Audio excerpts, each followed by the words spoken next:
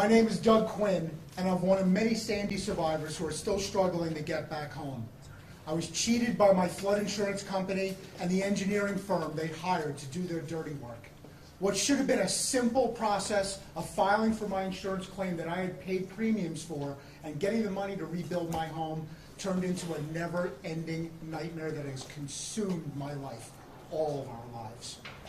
I'm here today with my fellow New Jersey Organizing Project members who fought so hard for our communities.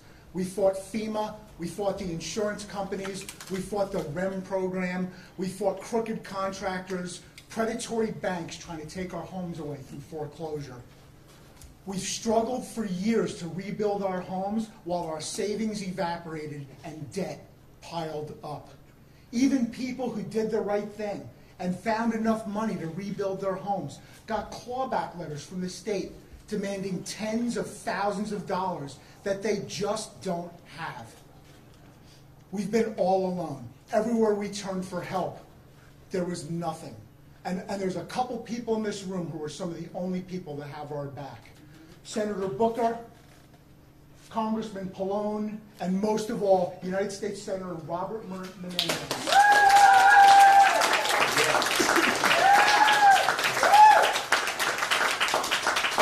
Senator Menendez has been our one-man 911 fund. Every time there was a problem, we called him. Every single time, he's come through for us, for Sandy victims and the state of New Jersey. Yeah. And so I want to thank you, sir, for being a light in the darkness for us.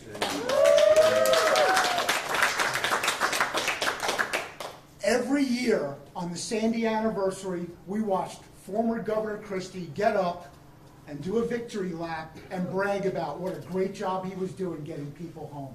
We had no idea who he was talking about because it certainly wasn't us. This year, it's a new Sandy anniversary. We have a new governor.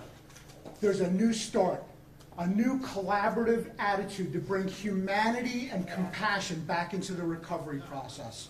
We're going to work together and get everybody home. Our goal is to get all of our citizens home and put Sandy behind us so we can start working to build a better New Jersey for our families to thrive in. And now, sir, that I've set the bar really high for you, I want to introduce the leader of the great state of New Jersey, Governor Phil Murphy. All right.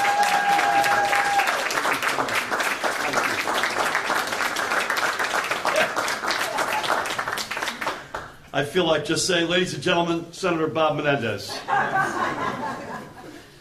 There is a rumor that somewhere in heaven, my late father and late big brother are still out on an all-night bender as charter members of the Red Sox Nation.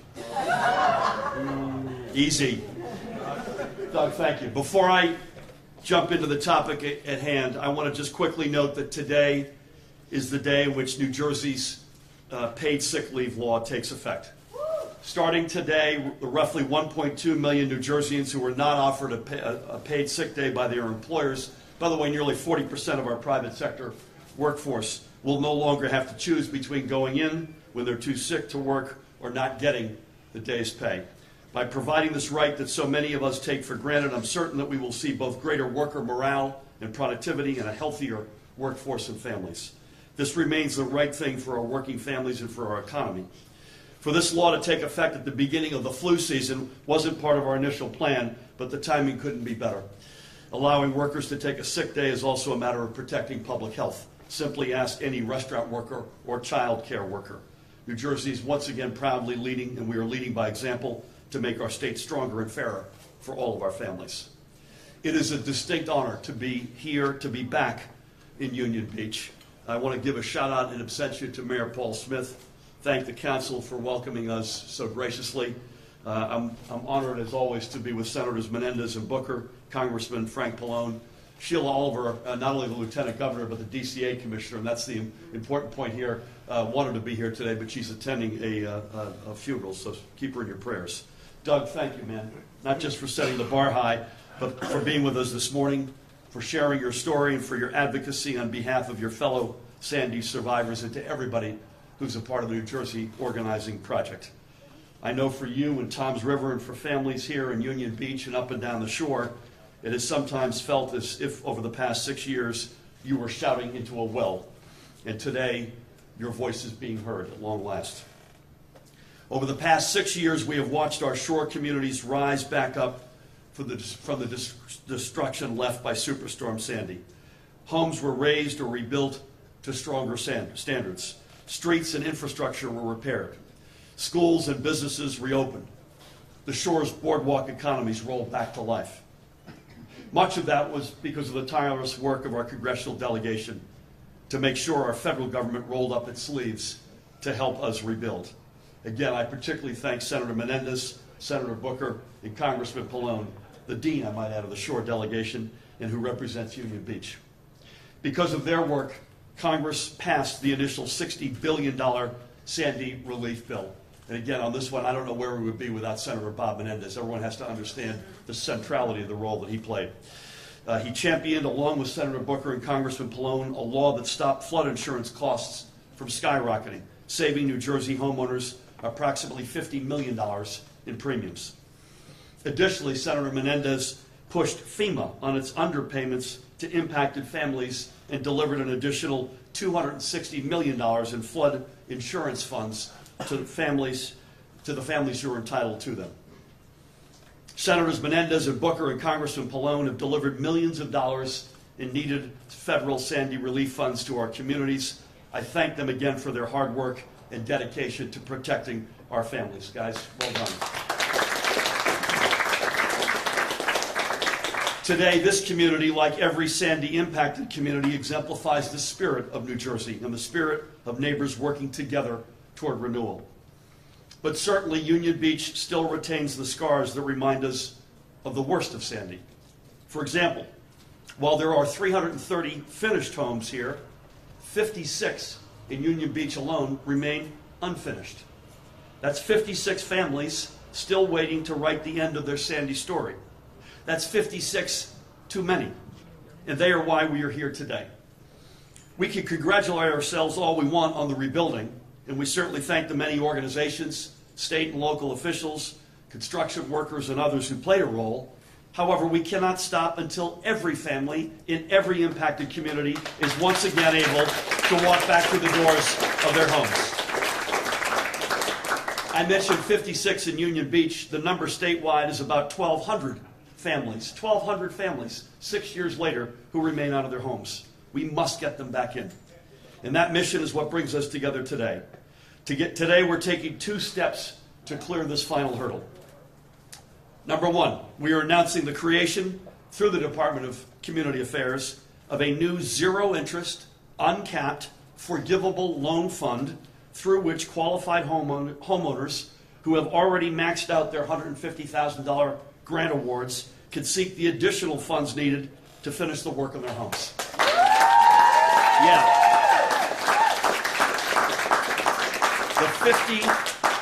The $50 million in funding will come from a rededication of as yet undistributed federal Sandy HUD funds.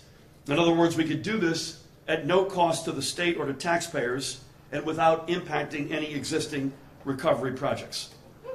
Second, we're going to take a new approach to working with families being asked to repay over disbursements, which is a diplomatic phrase for clawbacks they had received through the Reconstruction, Rehabilitation, Elevation, and Mitigation, or, as we all know it, the REM program. We are announcing a freeze on new recoupment requests effective immediately.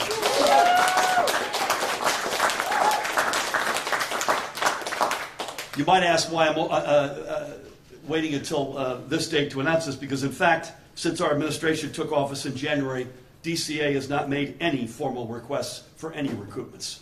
We've actually technically frozen them since January 16th, but we're memorializing that and formalizing it today.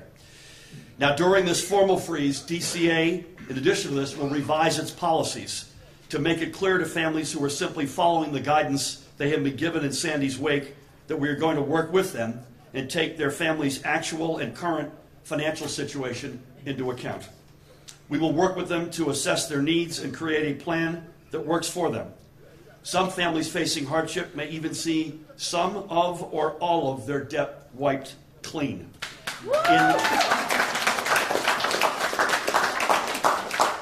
In every case, however, New Jersey will no longer employ collection agency tactics.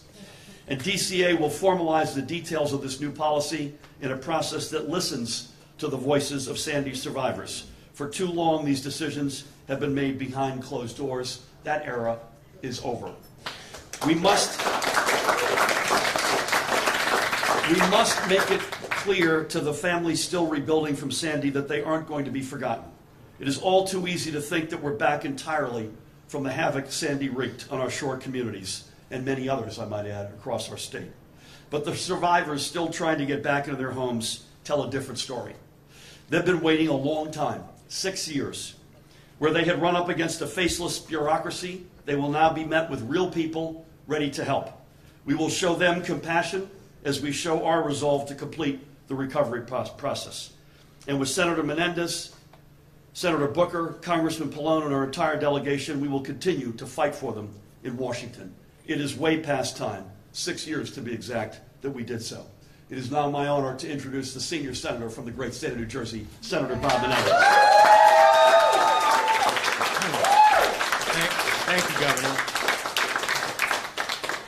Thank you, Governor. And Governor, in our lives in public service, sometimes we wonder if what we do really makes a difference in people's lives. What you just announced is going to make a real difference in people's lives and finally get people back in their home. Thank you, Governor, for what you're doing. I appreciate it a great deal. As we join here, I also want to recognize the firefighters. This is an all-volunteer fire department, and they faced extraordinary challenges on Sandy and we are using their house right now, so I want to recognize them and thank them for their incredible service. 6 years have passed since that fateful day that changed so many lives. We all remember the physical devastation, the homes destroyed, the roads flooded, the electrical lines toppled. But what I remember most vividly, the thing I'll never forget for so long as I live, is the look in the eyes of survivors that I met and spoke to as I toured the aftermath of the storm. Without a word, one look in their eyes told me everything I needed to know. Their eyes told me a story of shock, of loss, and fear, being pushed aside by determination, hope, and resolve. While we all knew the road ahead wouldn't be easy, I don't think anyone imagined it would be quite this long and difficult. But no matter how hard it got, no matter how impossible the odds seemed at the time, we never gave up. Now, some politicians showed up and were all fleeces and photo ops. They ran ads at the boardwalk declaring mission accomplished, donated to the same congressional Republicans that tried to block Sandy aid when I and the late Senator Frank Lautenberg were arguing on the Senate floor for Sandy aid. I've always voted for disaster relief in our country. Flooding in the Mississippi, Hurricane Katrina, wildfires in the West, there's a reason we call this country the United States of America. We're in it together. So I was shocked when for the first time in the state's history we needed disaster assistance that we were being pushed against by some of our Republican colleagues. All the while, homeowners were getting defrauded by insurance companies and having their paperwork lost by the state's rebuilding program. But I didn't leave. When the cameras left, I stuck by New Jersey families. When Tea Party Republicans in Congress blocked disaster relief funding, we fought back. We refused to back down, and we bought the region $60 billion to rebuild. When flood insurance premiums were set to skyrocket just months after Sandy, I wrote and passed a law to stop these hikes, saving New Jersey homeowners nearly $50 million in premiums. And perhaps appropriately, the very first piece of legislation that Senator Booker signed on to when he joined me in the Senate was exactly that law to stop these hikes. It was incredibly important, and he has been fighting with me at my side ever since, 100% of the time on these issues. And we've had a real champion in the House, someone who knows the shore area better than anybody in our state, and someone who is tireless, and Congressman Frank Pallone. I appreciate everything that he has done. Sandy survivors came to me with horror stories of being lowballed by their insurance companies, paying them pennies on the dollar, I led a Senate investigation that uncovered vast systemic fraud and abuse and got homeowners an additional $260 million that they were entitled to. And I appreciate many of them who are here, and Doug, who's speaking today for them. Doug is a Marine who served his nation. The last thing that he needed was to have his nation turn his back on him and his family when they needed it the most. So, Doug, thank you for what you can do.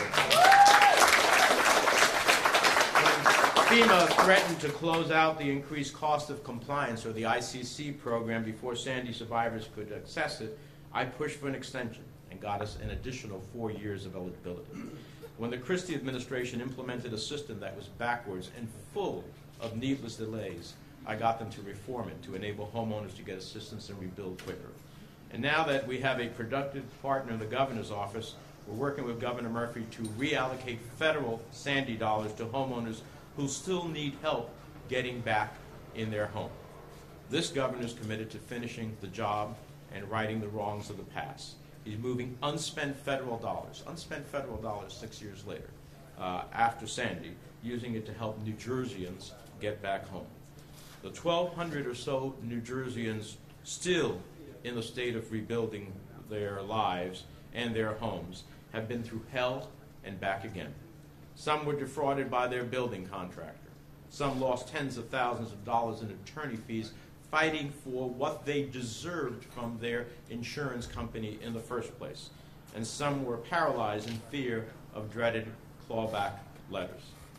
Clawback letters that I would add, it's not that these people used the money in an inappropriate way. They used it to rebuild their homes and their lives. They followed the rules as they were told, and all of a sudden we changed the rules. You don't claw back people in the midst of that. But while their circumstances may be different, the one thing they share is that none of this was their own fault. They didn't choose to get hit by the worst natural disaster in our state's history. They didn't choose to get underpaid by their insurance companies. They just wanted to go back to life like it was on October the 28th, 2012, the day before the nightmare began. So when I look into the eyes of real heroes of Sandy, the Doug Quinns, the Krista Sperber, the Carol Ferriolis, and so much other, I know that we'll never stop fighting until everyone is back home. Some call me stubborn. I say persistent. Maybe that's the Jersey in me. But I can tell you that I'll continue to spend every single day, write every single bill, cast every single vote, call every single hearing until we get each and every one of our fellow New Jerseyans back in home. And someone who I know has already joined me in that effort and couldn't be a greater champion for what we need to do is my colleague, Senator Cory Booker. So before I shift to the subject of the press conference, I just want to say to the governor and to those legislative leaders who finally have taken New Jersey into the 21st century. We live in a strange planet. We're the greatest nation on the planet Earth, but yet the Congo and Afghanistan have paid family leave, but the United States of America doesn't. I live in Newark, and I see families in my neighborhood who work full-time jobs, catch extra shifts where they can. And when you see some of the friends I have, I wrote about one woman in my book who, struggling paycheck to paycheck, working in an IHOP across the street from University Hospital, her child is in the emergency room with an asthma attack, and literally has to go through the most god-awful calculation, Governor, about whether I stay at work to get a paycheck, I need to stay, keep a roof over my head, or do I cross the street and be there for my frightened child who's having asthma attack. That is unconscionable that this was the reality in New Jersey until this governor, with legislative leaders, changed it and brought us forward. So, Governor, I am so grateful today. Thousands and thousands of New Jerseyans rejoice today in what you all have done. Thank you very much. And then I want to thank the governor, and all I'm going to do is say some thank yous and get out of the way. I just want to thank the governor for what he did today, what we're announcing today. I cannot believe we have gone through this process where New Jerseyans have been hit by two storms. The actual Sandy storm, and then we're hit with a blizzard of bureaucracy and hucksterism and people just being feasted upon by every single way that they could be taken advantage of. It was so unfair what folks in this state have struggled with. All they wanted was to be made whole. And what Senator Menendez and I were witnessing and had to fight for, I was a mayor when this hit, when the storm hit, a mayor. I didn't get elected until a year after Sandy. And when I got into office, we were working every single day, still trying to help families, day after day as the years clocked on. And here we are 6 years later, and there are still families who are suffering, struggling, being taken advantage of, hurting, and that's got to stop. And today is a glorious day that goes a long way in doing that. And Governor, God bless you, God bless your leadership, and thank you, sir. And then I want to say this, and we should not have a press conference. We should probably have his picture up here. Please remember Frank Lautenberg. Please remember what he did. I wasn't a senator then. Don't give me credit for what Bob Menendez and Frank Lautenberg did. In the worst of environments, with Tea Party people who turned their back on their fellow Americans, Frank Lautenberg and this guy stood in the well of the Senate and fought and fought and fought. Two street fighters from Hudson County and Passaic County in the bowels of the United States Senate and the Capitol, fighting to make sure that this region got 60 billion plus. I mean, that Frank Lautenberg, God bless, his legacy lives on today, and I want to give him credit for what he did. I want to thank Brother Pallone, because we have a bicameral system, and what he did over there in a heroic way was also extraordinary, and he deserves a lot of credit. Would you please give him one more round of applause? Just two more thank yous. I'm out of the way, but I have learned in life that hope is the active conviction that despair will not have the last word. Hope is the active conviction that despair will not have the last word. And the champions of hope really are the local leaders and the residents themselves who never, ever gave up. Who never gave up. And Doug, you are so emblematic to me of this, because you are a righteous badass. You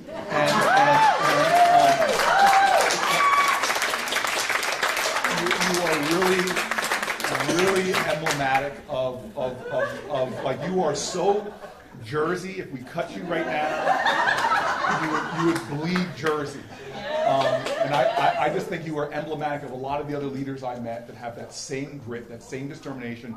They may face a defeat, but they are never defeated. They may get knocked down, but they're never knocked out. That's the folks who deserve thanks, as well as the local leaders, the local mayors, the local activists who did things. And then the final person I just want to thank, because I have witnessed this now for 5 years of my life. On October 31st, just days from now, will be my 5th anniversary as a United States Senator. I was sworn in on the auspicious day of Halloween. And I have had partners so many points in my life, from starting in like my quarterback in high school football and me. I mean, great partners. I can go all the way through the jobs I've had. There has been no greater partner in my life who's not just been a partner, but been a mentor, not just been a mentor, but has been an inspiration. And that is my senior senator, Bob Menendez. I'm telling you right now, I wish every New Jersey resident knew what I knew, could see what I see, day in, day out. I have seen this man work and sweat and fight. I have seen him cry. I have seen him love this state in a way that would inspire every New Jerseyan. One of my favorite moments in the Senate. I have legions of these stories, and we don't have time. I'll get out of the way after this one. I am literally in the Senate, in the cloakroom, when another Democrat, because they were having a disaster in their state, realized how hard it is to achieve what he achieved, to get money out of a Republican-controlled environment. And so his thought was, well, I'm going to take some of the already allocated Sandy funds from this region and was literally working out a deal with Senate leadership to take some of the Sandy money. And I hear about this, and I'm getting worked up. And there was a moment when we all sort of crossed paths. Bob Menendez, this guy, crosses, or woman, I'm not going to tell you who it was, crossed paths in the cloakroom. And I'm there, and I watch Bob Menendez go straight New Jersey on this guy. and literally, I'm a little bit bigger than Bob, and I sat there, all I had to do was go, yeah. As Bob ripped into him, there was no way one penny would be taken away from the state of New Jersey. You see, this is who Bob Menendez is. He lives and dies for this state. His heart breaks for this state. He gets up to struggle for this state. And this is my worry right now, is we're not done. Pallone works on these issues all the time. Climate change is happening. These storms are more frequent. He and I just pulled off a victory of changing some of the qualifications for Army Corps so we can do more resiliency. But you see, I am the junior senator for New Jersey. I've only got 5 years in. This guy is the leader of committees. He's ranking in positions of jurisdiction. He is positioned so much better than me to get for Jersey, to fight for Jersey. When I look to the future of this state, we need Bob Menendez for resiliency money. We need Bob Menendez to bring home the kind of money that this guy knows how to use, from healthcare funds to resiliency funds to green acres. I can go through the things we do every day. The infrastructure dollars that nobody will read about, the press is not interested in, the Tiger grants, the SAFER grants. I've only got 5 years in. I'm a baby in Senate terms. I'm worried about the future because storms are going to come. They don't define us. What defines us is the champions we have, from community leaders to titans in the Senate. How we fight back against the storms, whether they're man-made or God-sent. And I'm telling you right now, if a storm is coming and I'm going to be manning the barricades, there's one guy I want with me, and that's Bob Menendez.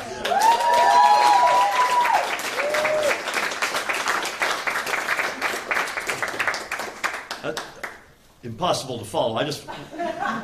Senator, I'm just going to live every second of my life till I can earn the title from you someday of righteous badass. I will have no other goal in my life. Ladies and gentlemen, the Dean, Congressman Frank Pallone. I don't know, all these righteous, badass, titan, dean, whatever. I don't have a lot to add, but I just want to say this. What Senator Booker said about Senator Menendez and his work is certainly true.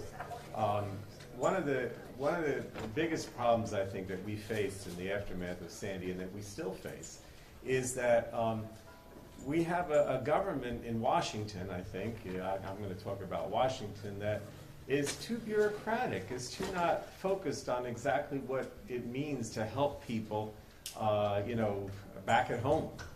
And I don't know whether it's the Union Beach officials or it's Doug and the different residents that came forward and started the different organizations that gave us the ideas about what to be done.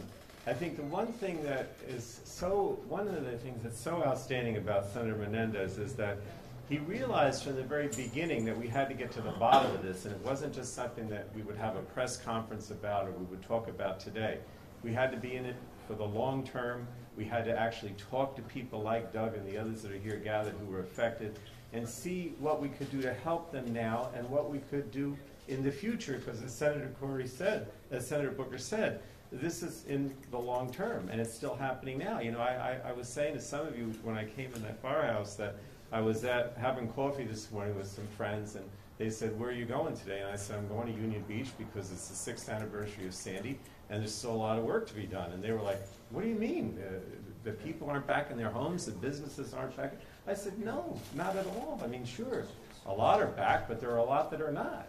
And what we've seen with Bob Menendez is, And now today with this announcement by the governor, which I think is also very important and comes from what Bob has looked at and seen from all of you, is that these programs at the federal level don't work unless somebody's watching and some practical input is being brought from the citizenry.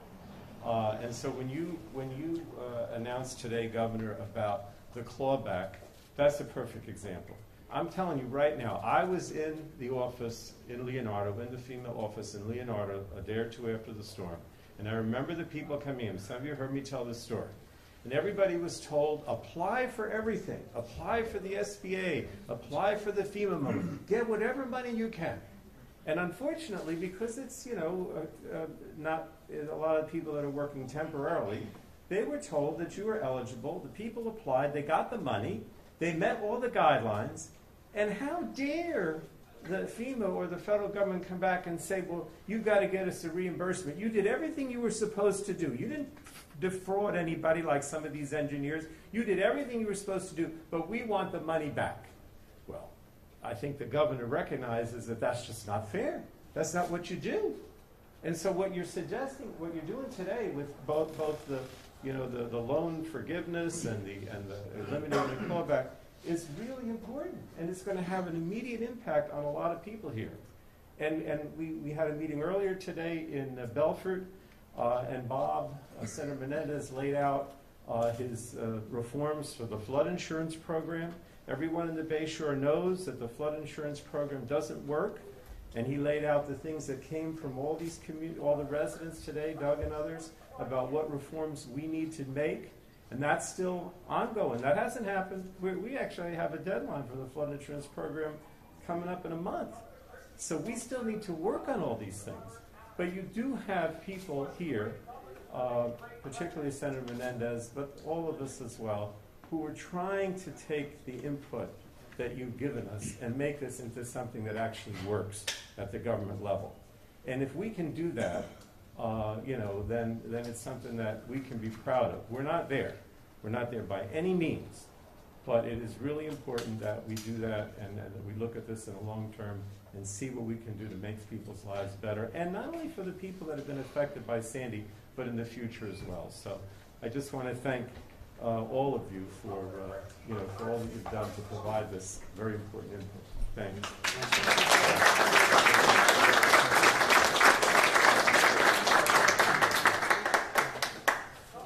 I don't know what we were thinking. We chose this location across the street for the Christie for President rally, so I apologize. Next time we'll be smarter about that. Oh dear. Couple of questions from the press, Matt. Governor, maybe from your remarks, and I glean that you think that your predecessor sort of dropped the ball at some point in the recovery. And Senator Menendez, given events post-Sandy that you've been at with Governor Christie, I noticed that you sort of took a shot at hand with the photo ops and police. When did your understanding of how he handled the storm sort of take a shift? These are new remarks I'm hearing. I wasn't there, so I don't know how you want to. Yeah, sure. So, look, we worked with the governor to bring records amount of money back. And it started off all right, but then it became clear to me as I was listening to many of the people who are sitting around you that the programs weren't working to respond to the needs that they had. They were bureaucratic. They were constantly told different things, different standards. They were waiting forever to get resources. That's just simply wrong. And so, it's easy when the first part, you were all focused on the damage and the consequences and whatnot. But after that faded, there were still people who had real lives still shattered, people who had real consequences, and the state wasn't responding. Now, when I bring federal monies, I need a state partner that actually helps us deliver on the federal monies. And the reality is, on the REM program, on a whole host of issues that the state was administrating, they got rid of the person who was running it after millions of dollars. So, when we raised the questions from the federal level, when we drove the federal agencies that had oversight over the monies, that's when the state changed. So that's what I mean. It's easy to, at the beginning, and then disasters and consequences don't just end after a certain period of time. They continue.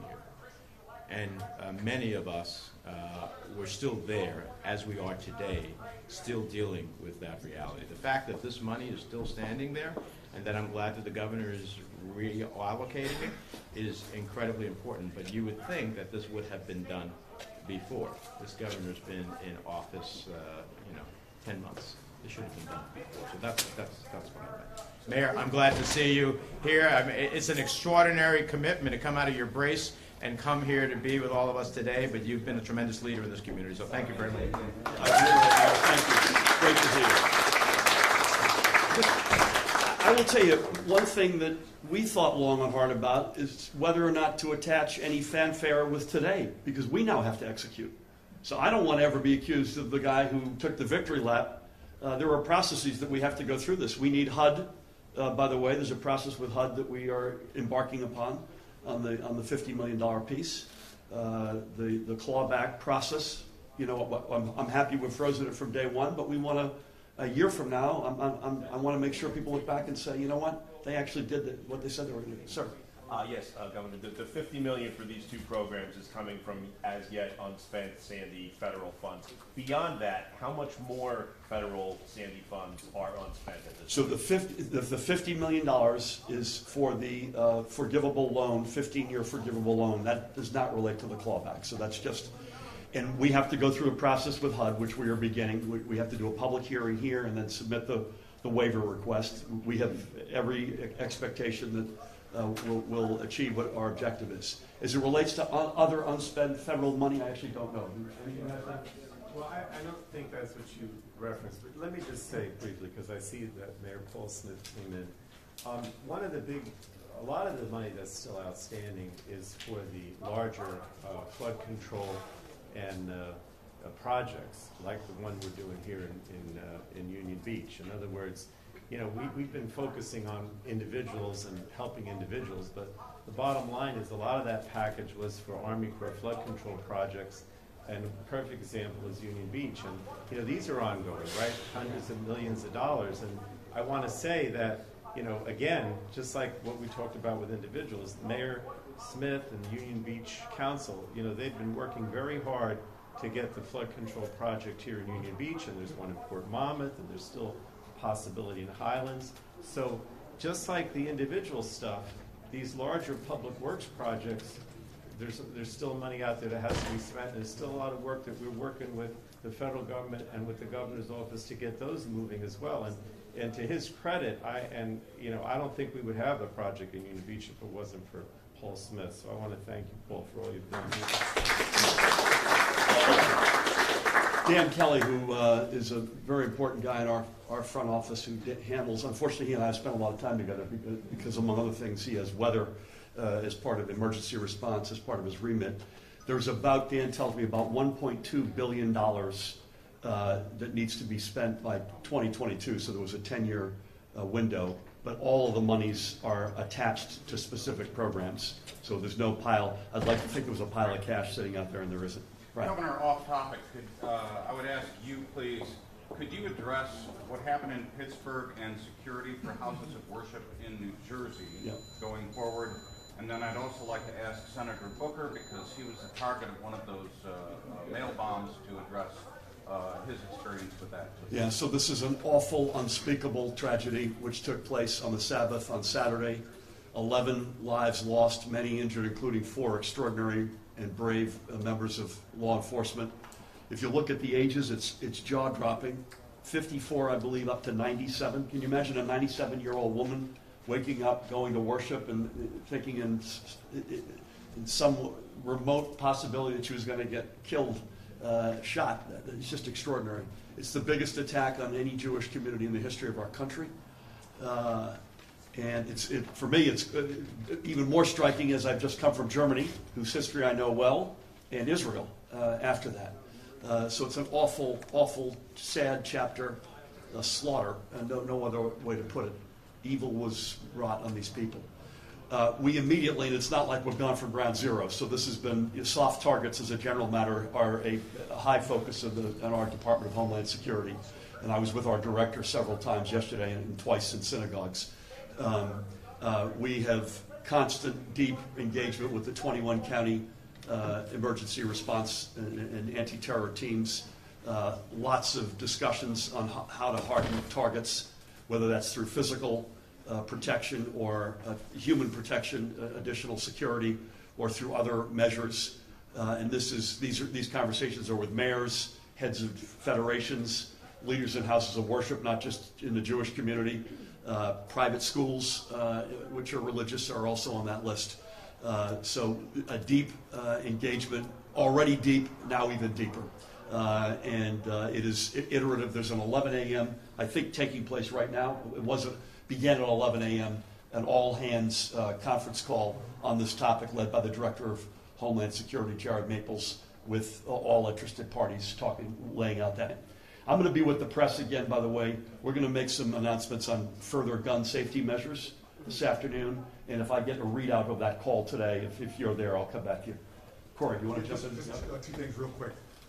In regards to whether it's pipe bombs or the horrific manifestation of evil we saw in Pittsburgh, I first recognize that pipe bomb never even made it to New Jersey. Why? Because we have first responders all over this country who are incredibly heroic. And unfortunately, we saw that when the call is there, we saw first responders in Pittsburgh storm into an active shooting situation and sacrifice themselves for the safety of us. And so the first thing we should all recognize is when we see someone in uniform, know that that's not just something that they put on, it's a commitment they make, that in a time of trouble they stand up for us and they put their lives on the line. And that's something that I recognized when I heard that a bomb intended for my Camden office got stopped in Florida because of these folks that we often take for granted.